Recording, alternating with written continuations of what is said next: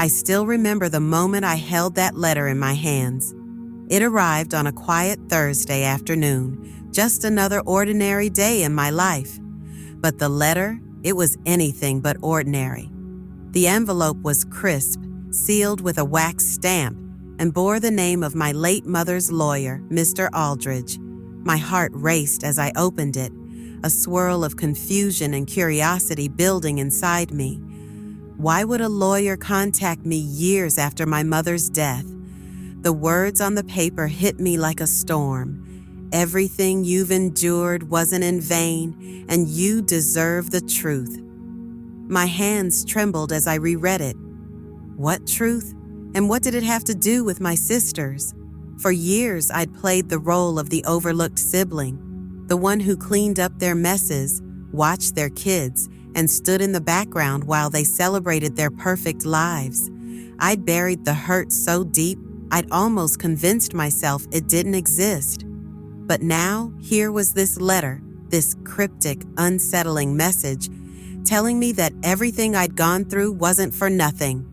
The letter mentioned a meeting with Mr. Aldridge at his office the following day, where he promised to reveal everything. My mind raced with questions. Was this about the arguments my sisters and I had? The way they always treated me like a servant? Or was it something deeper, something tied to my mother that I never saw coming? I stared at the letter, my emotions swinging between hope and fear.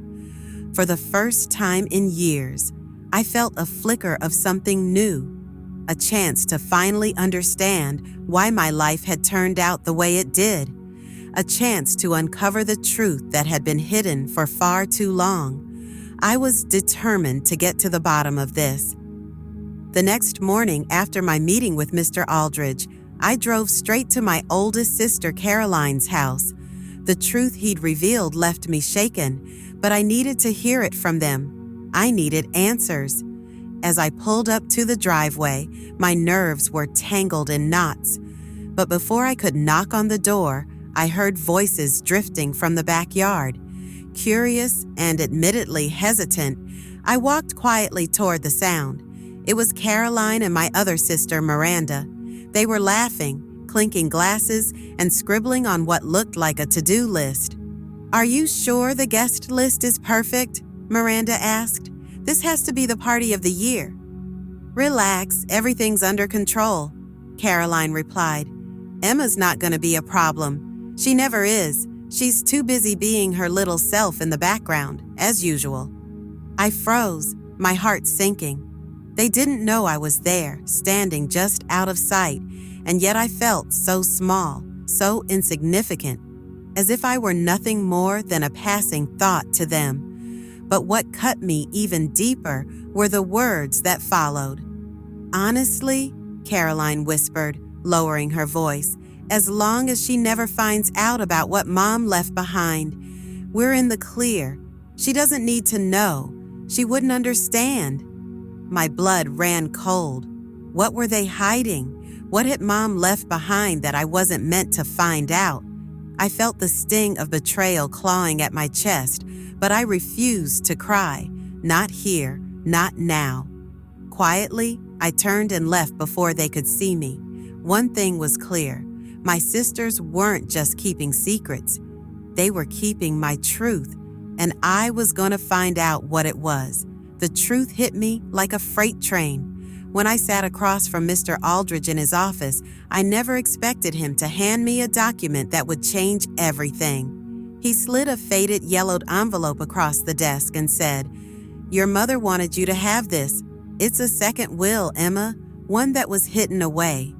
I blinked, my breath caught in my chest. A second will? But why wasn't this ever brought up before? I asked, my voice shaky. He sighed, leaning back in his chair. "Because your sisters made sure it wasn't. They acted quickly after your mother's passing and used the first will, the one that gave everything to Caroline as the eldest, to claim the entire estate.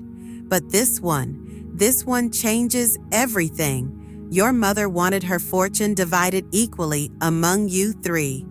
I stared at the document in disbelief. My mother had thought of me. She had wanted me to have a share of what she'd worked her whole life to build. And yet, Caroline and Miranda had kept it a secret, locking me out of the life I was meant to have. Mr. Aldridge explained how my sisters had likely intercepted the will after my mother's death and never reported it.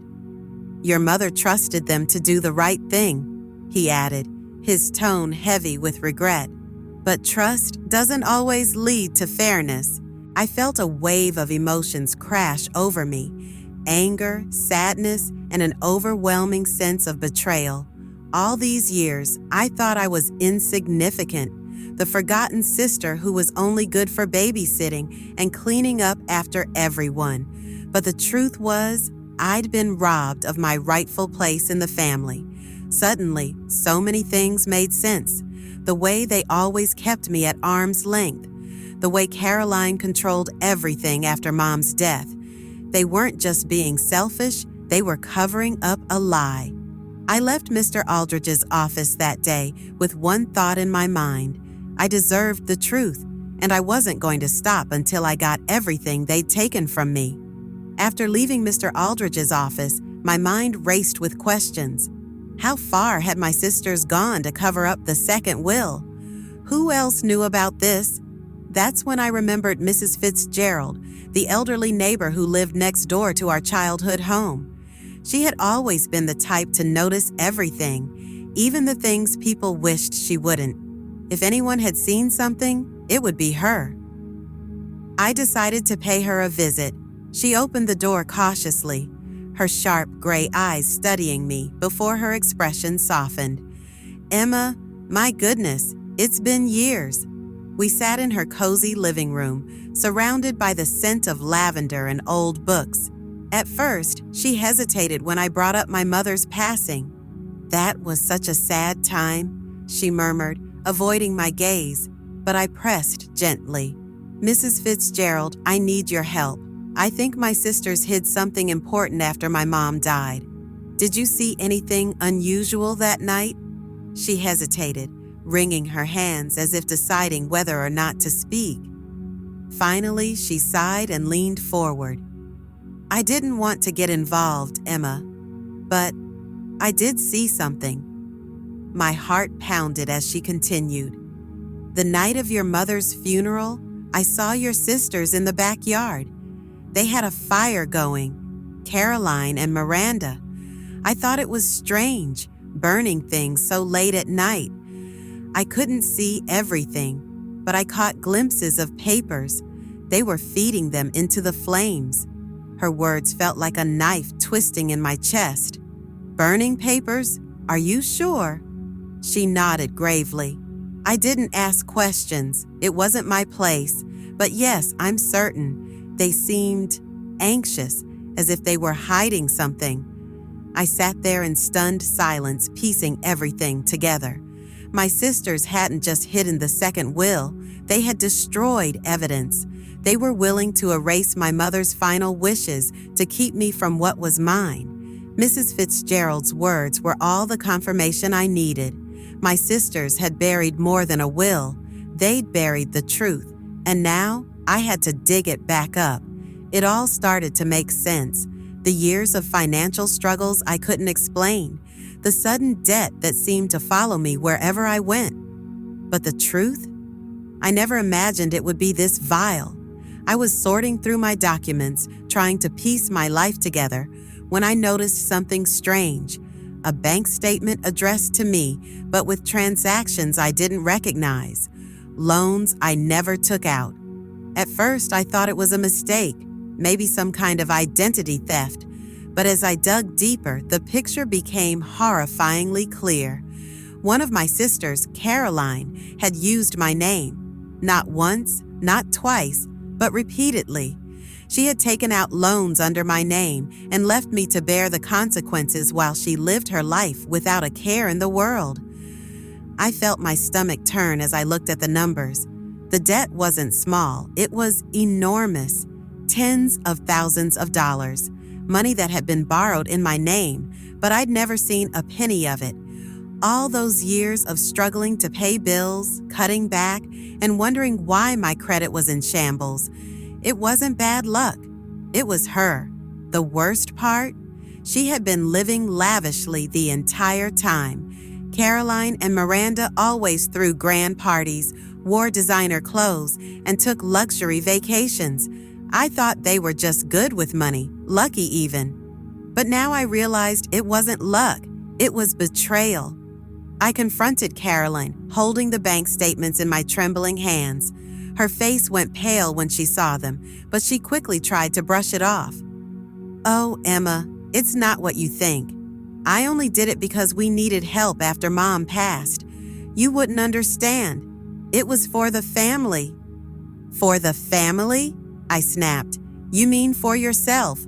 While I was drowning in debt, you were sipping champagne and pretending nothing was wrong." Her excuses didn't matter. She had used me, betrayed me, and left me to clean up her mess. The person I thought was my sister wasn't just selfish, she was ruthless. At that moment, I knew one thing for sure. This wasn't just about uncovering the truth anymore.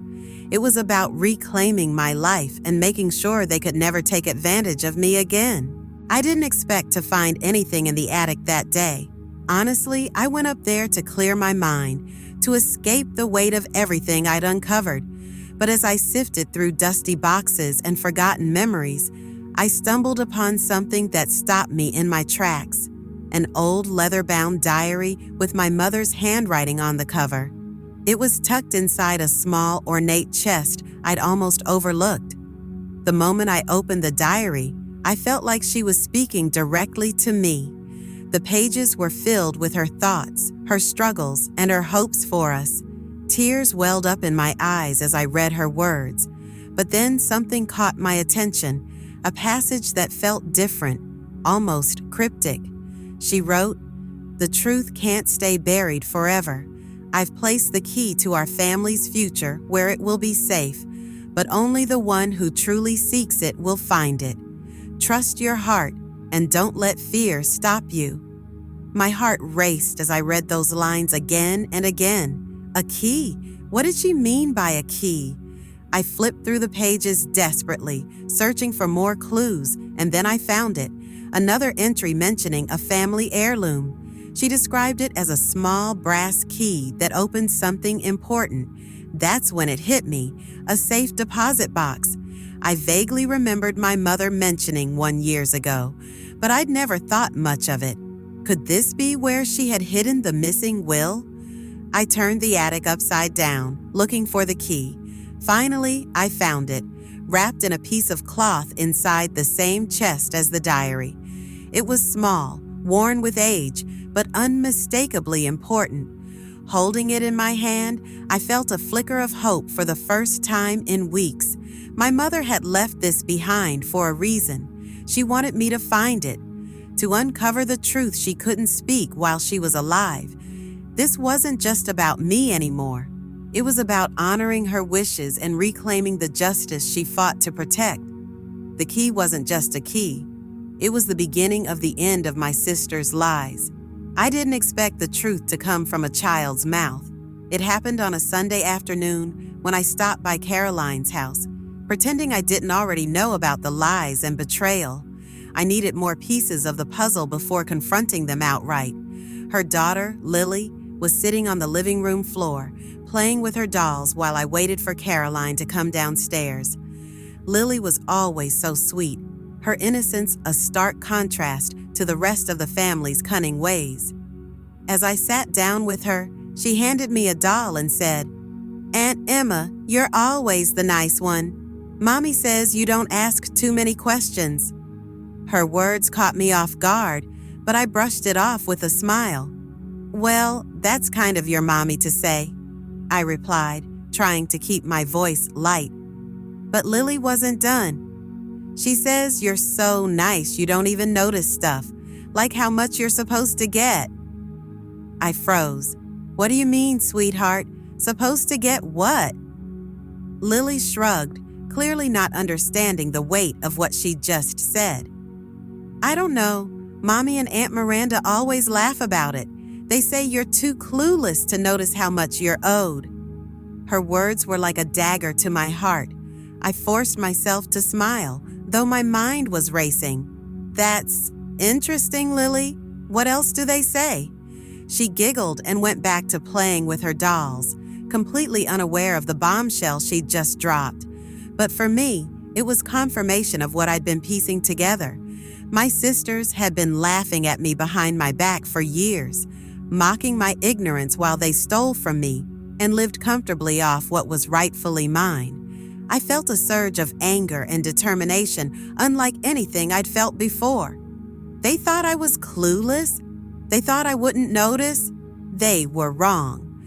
That innocent comment from Lily was the last push I needed. My sister's web of lies was unraveling, and I was going to make sure they faced every consequence. They'd underestimated me for the last time. I thought I'd seen the worst of my sister's betrayal, but I was wrong. What I discovered next made everything else seem almost trivial. It started with a phone call from the bank. The manager wanted to discuss unusual activity on accounts tied to my name. Confused, I told him there must be a mistake. I only had one account, and it barely had anything in it. But when he listed multiple business accounts I'd supposedly opened, my stomach dropped. I rushed to the bank, where they showed me records of businesses I'd never heard of, all registered under my name. Emma's Events, Kalema Consulting, and others that sounded legitimate at first glance. But the transactions were anything but normal. Large sums of money going in and out, payments to unknown entities, and cash withdrawals that didn't add up. "This can't be right," I told the manager, my hands trembling. "I didn't open these accounts. I don't own any businesses." His expression turned grave. "Ms. Kalema, these accounts are flagged for potential money laundering activity. If you didn't open them, someone else used your identity." I could barely process what he was saying, but deep down, I already knew. It had to be Caroline and Miranda. They hadn't just stolen from me. They dragged me into something illegal. Desperate for answers, I confronted Mr. Aldridge, the lawyer who confirmed my worst fears. He'd suspected for years that Caroline and Miranda's sudden wealth wasn't from Mom's inheritance alone. "They've been running a criminal operation," he said. "Fake businesses, laundering dirty money, all while using your name as a shield. If this gets out, you'll be implicated, Emma." My head spun as the pieces fell into place. The lavish lifestyles, the hidden will, the loans I never took. They weren't just being greedy. They were using me as their scapegoat, gambling with my future to cover up their crimes. I felt a mix of fury and fear, but one thing was clear. I wasn't going to let them ruin me. They thought I was clueless, but now I was armed with the truth, and I was going to make sure they couldn't hide from it anymore. Out of everything I'd uncovered, this hurt the most. It was the kind of pain that left me breathless, as if the ground had been ripped out from under me. My relationship with my father had always been strained, but I never truly understood why, until now. I was going through some old family letters I'd found in my mother's things when I stumbled across one addressed to my father. The handwriting was familiar. It was Caroline's. I almost didn't read it, but something about the way it was tucked away made me pause. The letter was brutal. In it, Caroline painted me as ungrateful, selfish, and disrespectful. She claimed I'd spoken poorly of our father, that I didn't appreciate anything he'd ever done for me. "Emma doesn't deserve your support," she wrote. "She only cares about herself." I felt sick as I read her words. None of it was true, not a single word. My father had distanced himself from me over the years, and I'd always blamed myself. I thought maybe I hadn't been a good enough daughter. Maybe I hadn't called enough or visited as often as I should have. But now I realized the truth. My sisters had poisoned our relationship from the start. They'd manipulated him, feeding him lies to turn him against me. And for what? to make sure I had no allies, no one to turn to when they stole what was rightfully mine. They wanted me isolated, powerless, and alone. The memories came flooding back, times when my father seemed cold or distant, the rare occasions when he lashed out at me for reasons I couldn't understand. Now I knew those moments weren't his fault. They were the result of my sister's calculated cruelty. I couldn't stop the tears from falling as I sat there holding that letter. It wasn't just about money anymore. This was about years of lost moments with my father, stolen by their lies. But if they thought I'd let them win, they were wrong. They'd taken so much from me already, but this was unforgivable. It was time to fight back, not just for myself, but for the relationship with my father that they'd tried to destroy. I'd never been one for grand entrances, but that night I made one they'd never forget. The celebration was already in full swing when I arrived, an extravagant display of wealth and excess that made my stomach turn.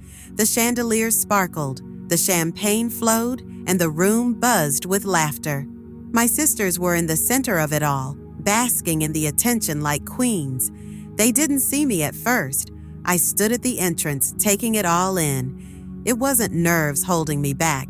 It was the weight of everything I was about to expose. But then I spotted them, laughing as if they didn't have a care in the world, and my hesitation vanished.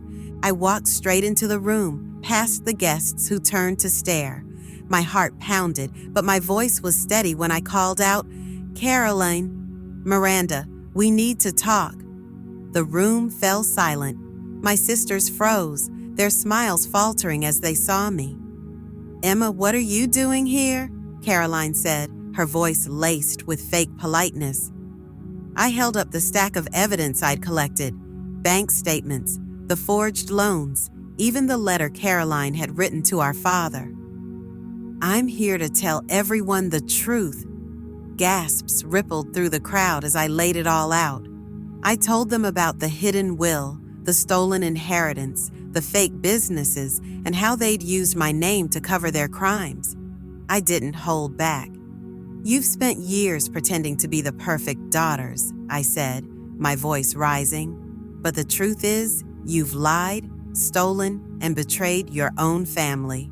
And now everyone knows." Caroline tried to laugh it off, but her voice wavered. "Emma, you're being ridiculous." "Am I?" I interrupted, holding up the letter. "Did you think I wouldn't find this? Did you think I wouldn't uncover what you've done to Dad? To me, to everything Mom tried to protect?" The color drained from their faces as the guests murmured in shock. For the first time, they didn't have a clever response or a smug remark. They were cornered, and they knew it. The tables had turned. For years, they'd underestimated me, but now the truth was out. And this time, there was no escaping it. The moment I held the legal papers in my hands, the weight of everything I'd fought for finally sank in. I wasn't just reclaiming what was mine. I was taking back my life. I walked into the lawyer's office with the will in hand, my heart pounding in my chest. It felt surreal, like I was stepping into a new chapter of my life, one where I was no longer the victim of my sister's lies. The lawyer, Mr. Aldridge, confirmed what I already knew. The will was legitimate, and it explicitly stated that my share of the inheritance was just as much mine as it was theirs. The documents I'd found, proof of their deceit, their criminal activities, were enough to secure my rightful place in the family's fortune. But it wasn't just about the money. It was about justice. I reported everything to the authorities, the fake businesses, the money laundering, the fraudulent loans, and watched as the walls my sisters had built came crashing down. They had thought they could keep their little empire intact, but the truth was stronger. Their empire of lies crumbled, and with it, their control over me. The weight that had been pressing on me for so long lifted, and for the first time in years, I felt free. Free from the toxic grip they'd held on me, free from their manipulation, their cruelty, It was as if I had shed an old skin that had been holding me back, suffocating me. With my share of the inheritance, I didn't just sit on my wealth. I used it to rebuild my life, my independence, my peace of mind. I moved into a new home, one that was mine and mine alone. I found joy in the small things again, things I'd forgotten about while wrapped up in their drama and lies. Most importantly, I started to heal. The scars would never fully disappear, but the pain became more manageable. I realized that while I couldn't change the past, I had control over the future, and the future looked bright. My sisters, they faced the consequences of their actions, just as they should. But I had no room for bitterness in my heart anymore. I'd won back my life, and that was the greatest redemption of all.